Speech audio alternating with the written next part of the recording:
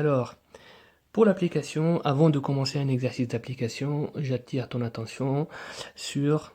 euh, alors, certaines mises en garde. C'est le fait de lire très attentivement l'énoncé et surtout le protocole. Donc l'énoncé et les protocoles, mais vraiment très attentivement. Alors,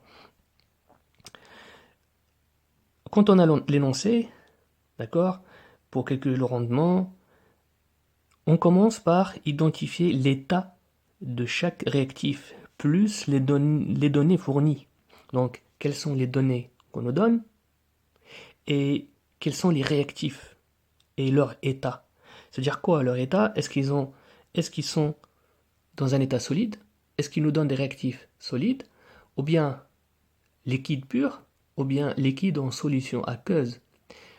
Voilà les trois possibilités que tu peux avoir dans l'énoncé.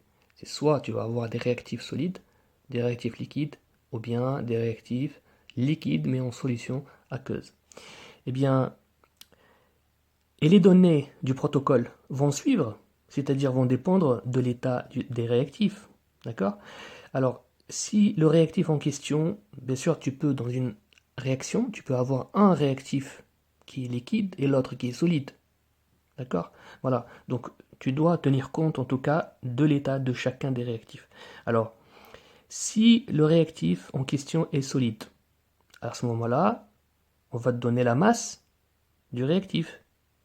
Et pour calculer, le calcul à faire, c'est de calculer la quantité de matière en faisant le rapport entre la masse et la masse molaire. Donc M sur petit m sur grand M. Donc ça, si c'est un solide, voilà ce qu'on va te donner.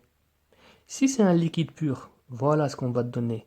Le volume du réactif, V en millilitres. Ça peut être en litres aussi, mais tu dois convertir en tout cas. Tu fais attention aux unités utilisées, bien sûr. Donc, si c'est un liquide pur, on va te donner un volume, le volume du réactif. À ce moment-là, eh bien, tu dois d'abord calculer petit m en utilisant la masse volumique, donc P c'est la masse volumique ici, fois le volume V. Bien sûr, la masse volumique, on va te la donner aussi dans l'énoncé. On te dira, par exemple, telle espèce chimique, sa masse volumique est telle. Donc à ce moment-là, avant de calculer la quantité de matière, qui est là, d'accord, eh bien, il va falloir calculer m, parce qu'on en a besoin pour calculer petit n. Donc, tu calcules d'abord la masse en fonction de la masse volumique, d'accord, pour obtenir m, et après, on calcule la quantité de matière. Voilà. Donc, ça, c'est dans le cas d'un liquide pur. Donc, voilà. Dans le cas d'une solution, d'un liquide en solution, eh bien, on va te donner le volume de la solution.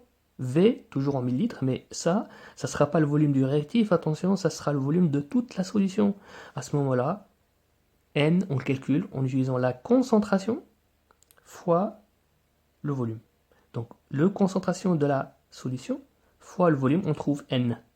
D'accord? On peut trouver N directement ici. On n'a pas besoin. Donc, tu vois, N se calcule de différentes manières selon l'état du réactif sur lequel on va travailler. Rappelle-toi, j'ai dit, pour calculer le rendement, ce qui nous intéresse au début, ce sont les réactifs. On nous regarde, on ne s'intéresse qu'à eux. Donc voilà, pour les calculer, pour calculer le rendement, il nous faut la quantité de matière. Et ça se calcule dans chaque état, selon chaque état, d'une manière différente. Mais on calcule toujours la quantité de matière. Bien.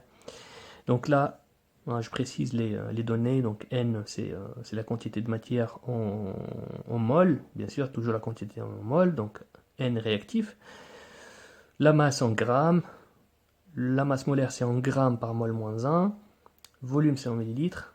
Masse volumique, en grammes par millilitre. Ou bien en grammes par litre. Donc là,